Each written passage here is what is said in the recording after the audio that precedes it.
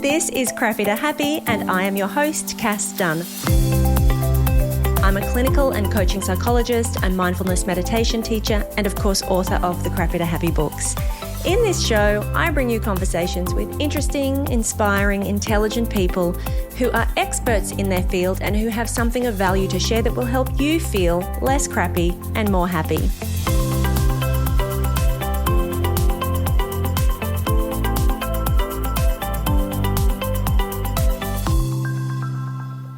Hello and welcome to the very last solo episode of Crappy to Happy for 2025. We made it. You made it. Hopefully you're feeling festive. Hopefully you've got some nice plans to relax, spend time with people that you like, doing the things that you like, and not doing any of the things that you don't like.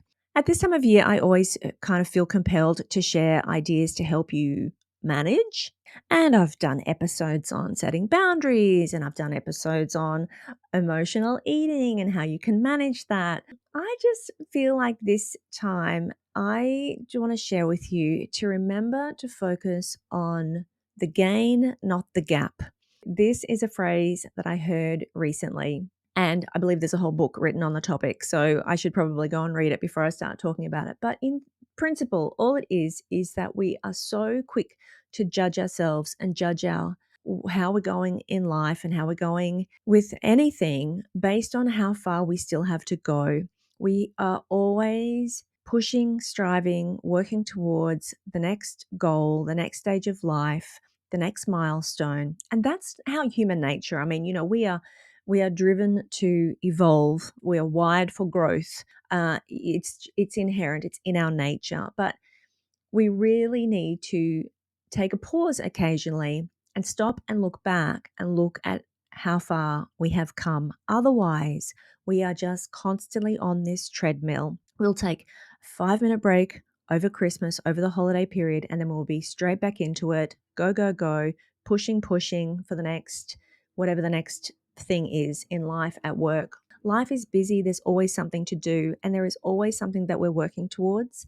We can get into this trap of always looking for the next achievement and barely taking the time to even celebrate the successes when we do achieve them. What that does is, it just keeps us feeling constantly dissatisfied, feeling like there is constantly something more and bigger and better. And that's fine. Keep pushing, keep striving, but remember to stop and look back and reflect on how far you have come and what you have achieved this year. I would really encourage you over this break to stop and look back and think about what were the 3 most important things, or the 3 things that make you feel most proud and most satisfied that you achieved in this last 12 months. And you might really have to struggle to remember what happened this last 12 months. It might feel like a bit of a blur. I mean, who knows what I was doing in March? God.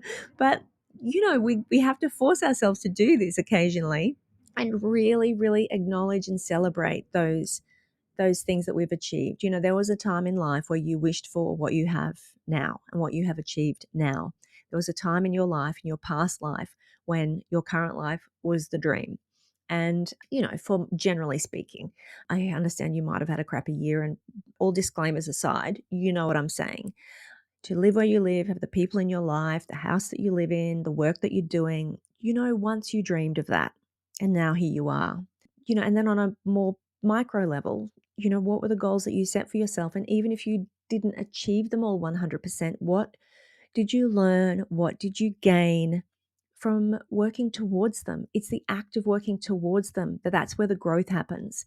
Like, that's where the magic is. It's in the satisfaction of the journey, to be a little bit of a cliche, not necessarily in achieving the goal. And if you did achieve the goal, then celebrate, acknowledge, and, really own that success and take the time to savor it instead of immediately moving on to the next thing. And I would encourage you to do that a little bit more. That might be something that you want to put into your routine in 2025, is to spend a little more time reflecting on what you have done and achieved, whether that's a weekly thing, a daily, monthly, just maybe incorporating some sort of habit or routine where you routinely check in and acknowledge the gains instead of always focusing on the gap between where you are and where you want to be.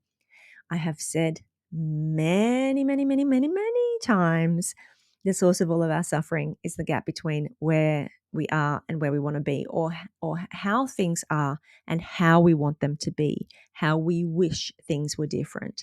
We cause ourselves a whole lot of angst, a whole lot of despair and distress when we fixate on what's not working, or where we think we should be, or where we would prefer to be, or what achievements we would like to gain, and what successes we would like to have, or how we would like to fix or change or improve ourselves. If we could just stop for a minute and focus on the gain instead of constantly focusing on the gap.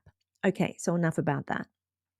The other thing I said hopefully, I said at the beginning of this episode, if the technology is all working, I would have said at the beginning of this episode that I am working on a brand new subscriber version of Crappy to Happy for 2025. I have been thinking about this and talking about this for at least a year and a half. You probably don't love getting lots of programmatic ads interrupting your podcast, and I don't love having them in there, but to date, that's been the only way I've been able to fund this show. I would prefer to move towards a podcast where you can support me and I will support you by offering more content, bonus content, Q&As, whatever it is that you want. We can come up with this together. I do have some plans for bonus content and exclusive subscriber content for 2025. And that way you're getting more of what you love. I'm getting the support that I need to continue to produce and run this show. And we get to create a community together. And as far as advertising goes, I will be looking for sponsors, but what I'm looking for is really aligned partners that can sponsor a series of the show, a full season of the show, instead of just dropping in ads here and there, different ads every week. So if you are a brand, or if you know of a brand that would be a good fit with the Crappy to Happy philosophy and ethos, mental health, well-being, mindfulness, psychology, then I would love to hear from you and work out how we can work together. Now, the only other thing that is on my mind today that I would like to share before wrapping up for the end of the year is that I was recently diagnosed with ADHD. Now, this is a very, very early situation. Like, I probably haven't really processed it enough to be able to be talking about it in any great detail, but I did want to share it for a couple of reasons. One is that I just think it's helpful to share. I think it's helpful for other people to know. I know every time I see somebody share on social media that they've had an ADHD diagnosis, yes, there is a part of me that goes, oh my God, another one. Like, gosh, every other person seems like is getting a diagnosis of ADHD. Like, it really does, I have to admit, feels like everybody's just jumping on the bandwagon a bit. But it's also kind of heartening when you see people who are successful and doing things in life and who you maybe would never have suspected struggled with some of the symptoms of ADHD. At the same time, I've been kind of hesitant to talk about it. I saw somebody the other day posting that she had been diagnosed with ADHD, and she prefaced this thing by saying, "This is really vulnerable. I feel really vulnerable sharing this." And my response was, this was before I was diagnosed. And my response was, in my own mind, why is that vulnerable? Like, that's nothing to feel ashamed about. Gosh, so many people are being diagnosed. Like, it's so widely accepted now that women have been underdiagnosed. We're just catching up when it comes to ADHD in women, and particularly perimenopausal and menopausal women over the age of 40.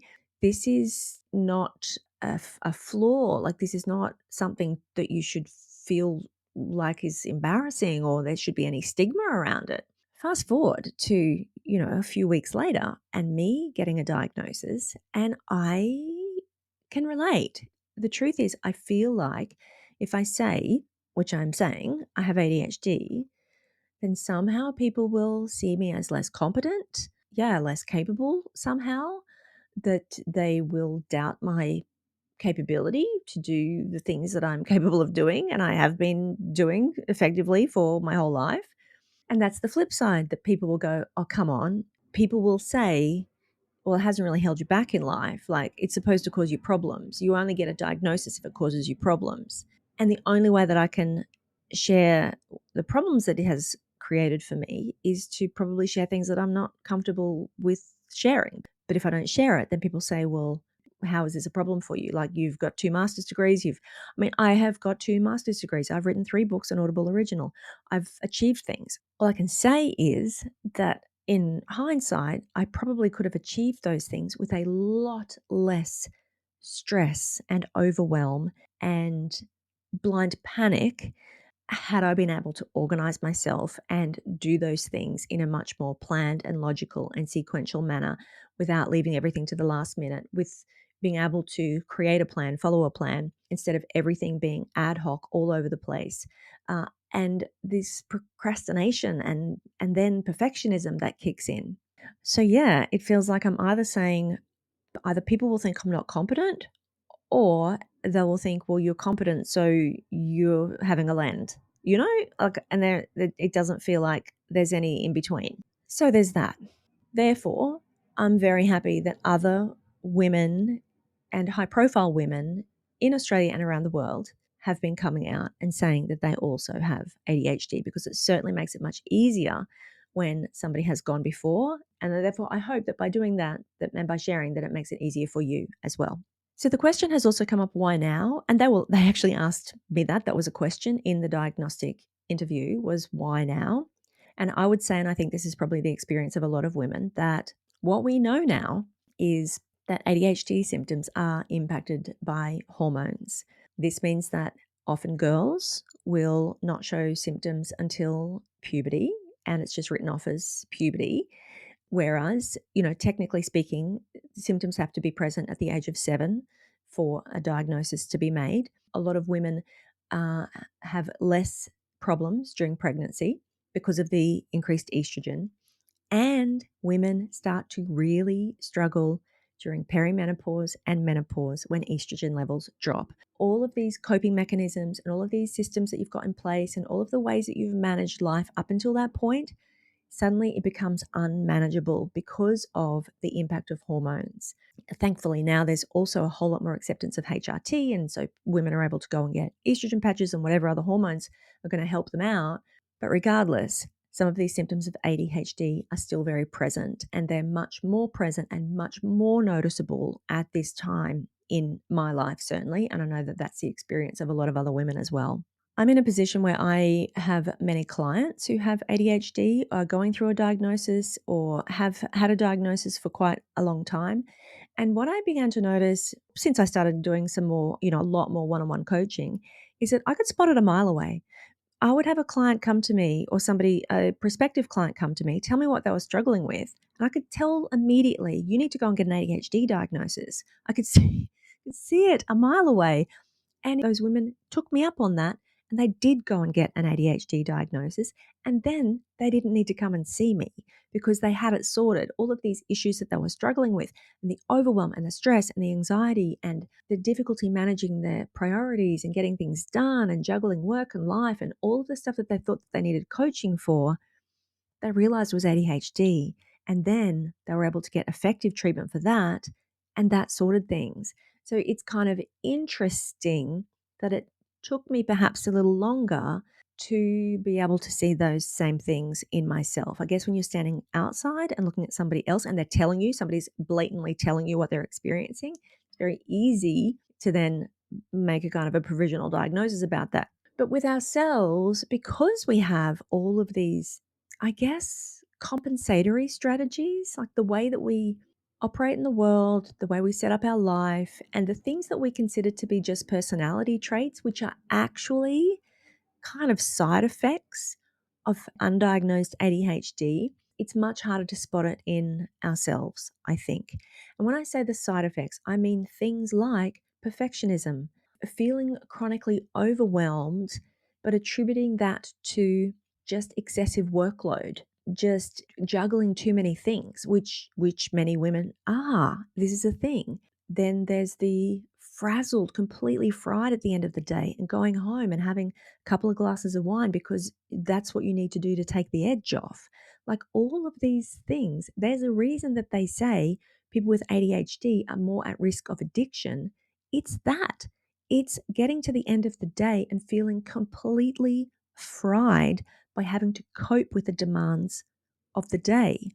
Then there are the people who just opt out, like I did. I opted out of the workforce 20 years ago and went to work for myself and went back to uni and set myself up in business so that I didn't have to deal with endless meetings all day and people writing me and deadlines. And like I created my own structure, set my own hours, set how many hours a day I see people, I'm in front of people.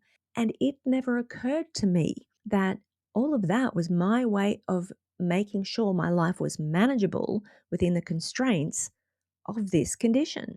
Even so, even with all of that, I mean, there is obviously lots of things that I really struggled with. I mean, when I wrote books, I had deadlines.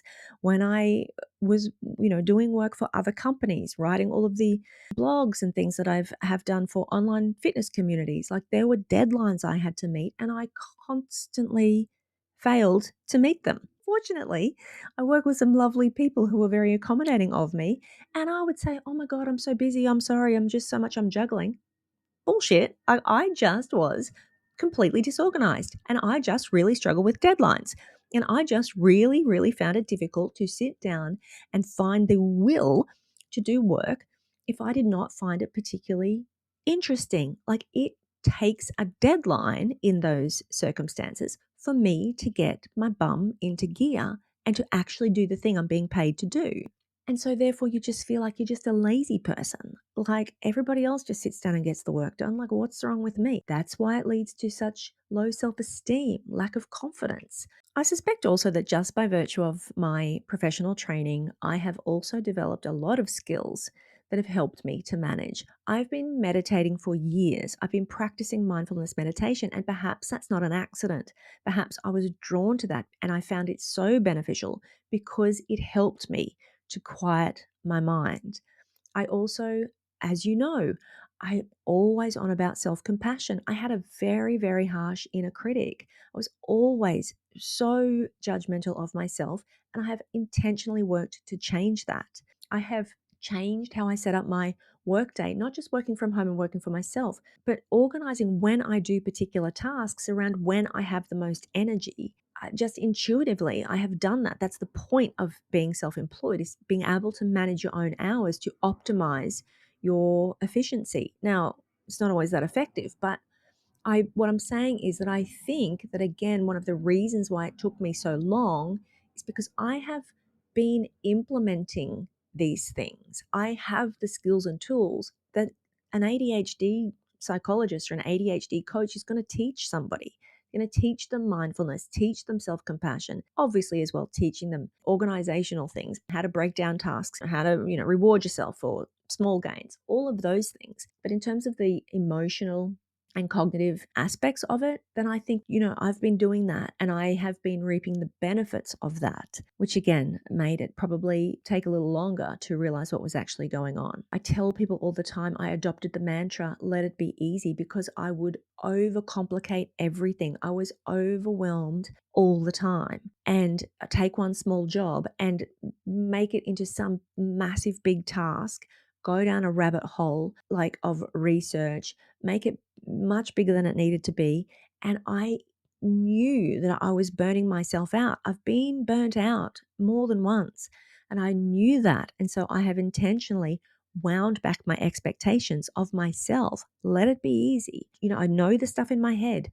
Deliver what I know. I don't have to overcomplicate it. Like these are strategies that I have adopted just because they were helpful to me. And I've shared them with my clients and with you guys, with listeners, because it's helpful.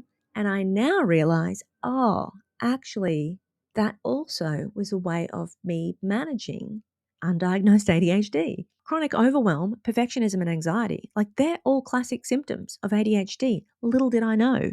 You see, the light bulbs start going on when you start to, and they're still going on for me, to be honest, when you start to see some of these behaviors and just the way you operate in the world and the way you cope and have coped, you start seeing them through this other lens. And it's a revelation. Let me tell you, it is a revelation. And partly it is a massive relief to know that okay, this is what it is. I mean, partly there is still a bit of imposter syndrome. Like I still feel like, oh, surely not. I think I'm making this up. She obviously didn't take enough time with the assessment because I think that I fooled her. I fooled this assessor into giving me a diagnosis when I don't deserve one. I mean, it's ridiculous. So there is relief to know that potentially there is something that can help. There's also kind of a bit of there's a lot of what if too, and I think that's probably common. If I'd had this diagnosis when I was a teenager or when I was in my 20s, how different could things have been, and how much less might I have struggled, how much less pressure might I have put on myself unnecessarily if I had known and if it had been treated effectively. I see people and women in their 30s getting diagnosed and going, oh my God, how have I gone this long in my life and not known? And I think, well, try being over 50. However, going back to my earlier message, we focus on the gains, not the gap. Put a positive spin on this. Focus on the gains, not the gap. So it is a relief to have a diagnosis. It is 2025 is going to be a whole new year. I possibly am a little concerned that I'm putting too much faith in the medication being life-changing. I've heard too many people say that medication changed their life, like literally, and I'll be deeply disappointed if I try medication and it makes no difference. But anyway, that is my news for today. I'm not sure if there was anything else I wanted to say on that. Like I said, I haven't had an appointment for medication yet. All I have had is the official diagnosis. And so we'll see. We'll see. In January, I'll be back to talk more about that process. If anybody's interested, by all means, hit me up. If you would like to ask a question about that, for now, that's where I'm at. If that helps you to shed some light on what you're experiencing, then prompts you perhaps to seek a diagnosis. If you've been wondering, if you want to ask me some more questions, I'm happy to answer them. So it's been a journey, you guys. Thank you so much for being here this year. I can't wait to be with you even more in 2025. Look after yourself over the break. Take care. Travel safely if you're traveling. Rest, relax, and I will be back next year with more Crappy to Happy. Crappy to Happy is created and produced by me, Cass Dunn. If you enjoy the show, please hit the follow button wherever you listen to ensure you never miss an episode. Share with a friend to get me into the ears of more lovely listeners, and I would love for you to leave a 5-star rating and review. To hear more about how to join the Beyond Happy community in 2025, make sure you subscribe to the show or to my email list. You can find the link on my website, cassdunn.com. Thank you so much for being here, and I cannot wait to catch you next week for another fabulous episode of Crappy to Happy.